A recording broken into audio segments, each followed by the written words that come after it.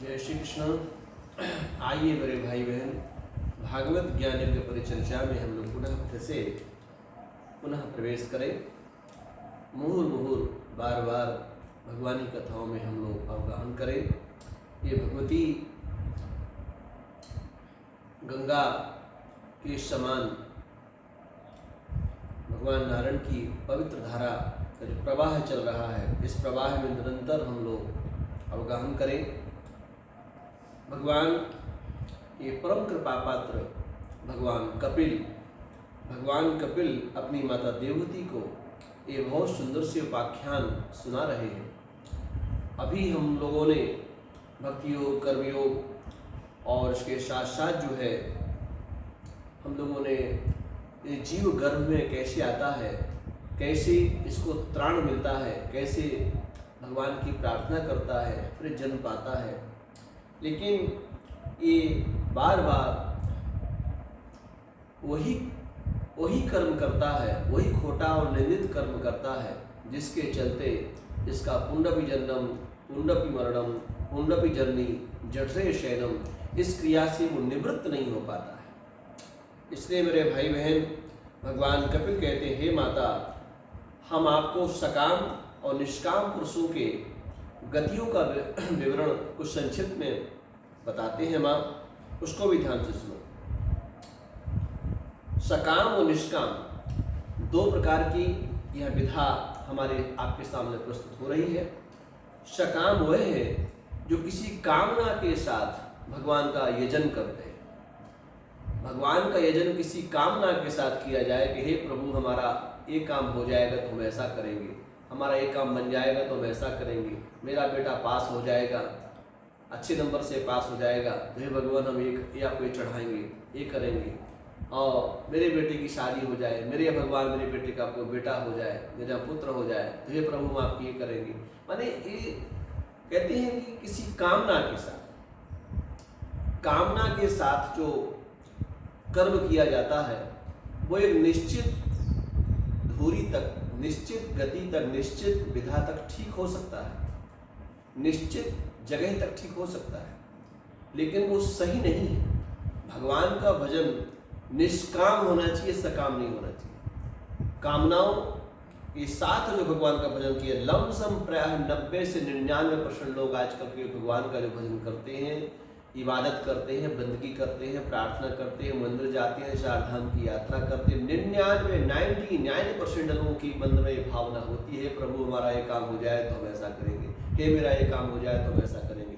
99% लोग इस संसार में हैं अद्यतन आज के समय में, जो भगवान के साथ जुड़े तो हैं, प्रभु की सेवा तो कर रहे हैं, प्रभु की उपासना तो कर रहे हैं, परमात्मा का भजन भाव तो कर रहे हैं, अनुष्ठान तो कर रहे हैं, लेकिन ये कामना के साथ कर रहे हैं, और यह वृत्ति सही नहीं है।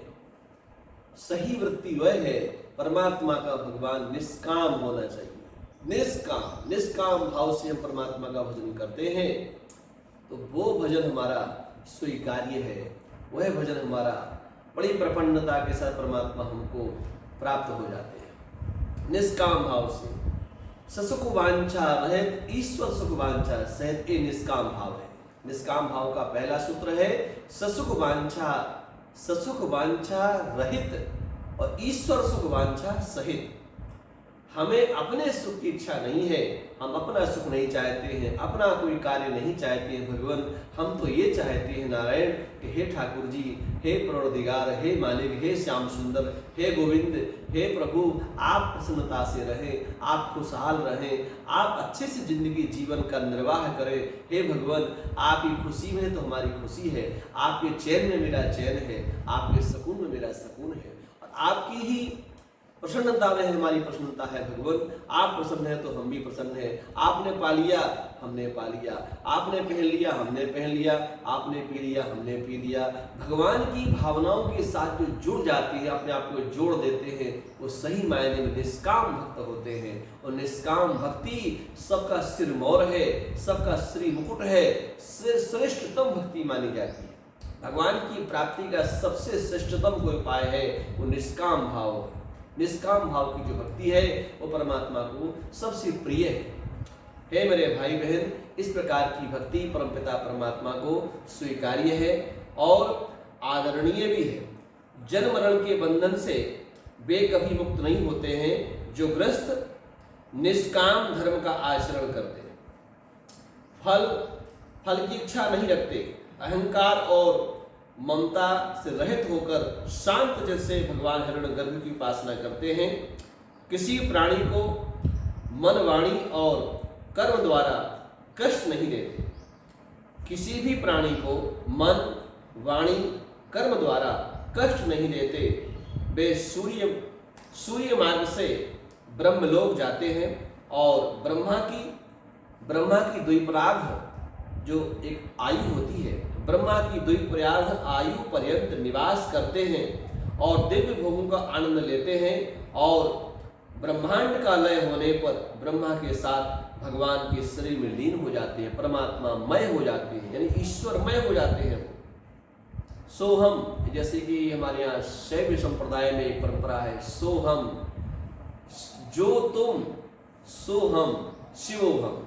हे प्रभु, जो आप हैं वही हम हैं। ईश्वर अंश जीव अविनाशी, आपके अंदर की सत्ता मेरे अंदर आ रही है और ये जो छोटी सत्ता है उस बड़ी सत्ता में विलीन हो जाए, इसी का नाम है शिवोहम शिवोहम शिवोहम। हे प्रभु, जो आप हैं वही हम हैं, जो हम हैं वही आप हैं। इसी भावना में डूब एकाकार की वृत्ति को प्राप्त कर लेना, परमपिता परमात्मा से अपने आप को जोड़ देना, ये निष्काम भाव है। ये निष्काम भाव की जो वृत्ति है, जो गृहस्थ साक्षात भगवान की ही तन मन और धन से उपासना करते हैं, वे सीधे वैकुंठ चले जाते हैं। उनके मार्ग में कोई रुकावट नहीं होती। इसलिए हे माता, तस्यात्वं सर्वभावेन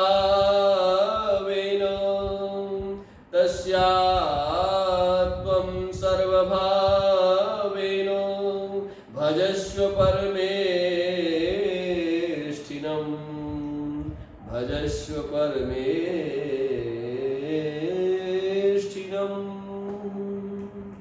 परमपिता परमात्मा नारायण को इस भाव से जो भजता है, परमपिता परमात्मा को ऐसे जो पुकारता है, ऐसी दृढ़ता के साथ परमात्मा से जुड़ने का प्रयास करता है, वह सर्वत्र परमात्मा को प्राप्त कर लेता है। जहां भी उसकी दृष्टि जाती वहां ठाकुर ही नजर आते हैं, जहां देखता हूं उधर तू ही तू है, ऐसी भावना उस जीव के अंदर समाविष्ट हो जाती है। जो निष्काम भाव से किसी का दोष ना देखे, किसी की निंदा न करे, किसी की स्तुति करे और न किसी के किसी प्रवंचन में पड़े। खाली कहते हैं कि हमें है काम ईश्वर से, जगत रूठे तो रूठन दे। हमें किसी से कोई प्रयोजन नहीं है, हम परमपिता परमात्मा से दीदार करते हैं, हम परमपिता परमात्मा को दिल से चाहते हैं, हमें कोई कामना नहीं है। हम चाहते हैं भगवान आप कुशल से हो, आप आनंद से हो, आप मस्ती से हो, आपकी मस्ती में मेरी मस्ती है। ऐसी भावना से जो भगवान से जुड़े रहते हैं, निष्काम भाव, उसी को निष्काम भाव कहा जाता है। जीवस्य संसृतो ब्रह्मो विद्याकर्मनिर्वृतः। इस प्रकार से परमपिता परमात्मा का यह जन चिंतन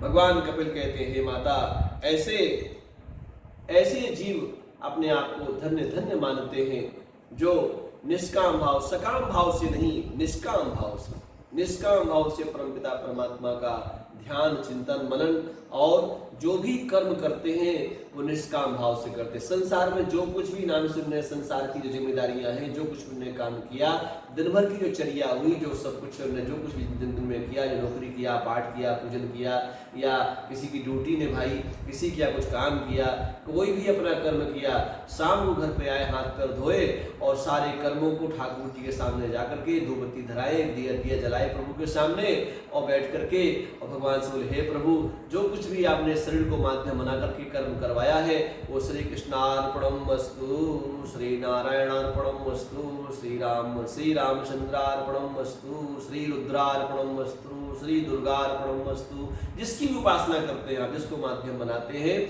उसी देवता के सामने, उसी विग्रह के सामने विराज जाइए और विराज करके अपने दिन भर की जो चर्या का जो आपने जो कर्म किया है उस कर्म को श्री कृष्णार्पणमस्तु, यानी तेरा तुझको अर्पण क्या लागे मेरा।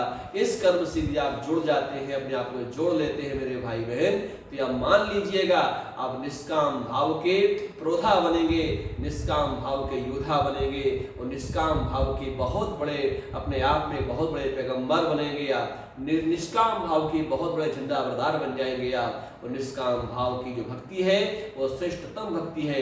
इन्हीं शब्दों के साथ आज की वाणी को ही विराम देते हैं। कल ही कथा आगे प्रारंभ होगी, तब तक के लिए जय श्री कृष्ण।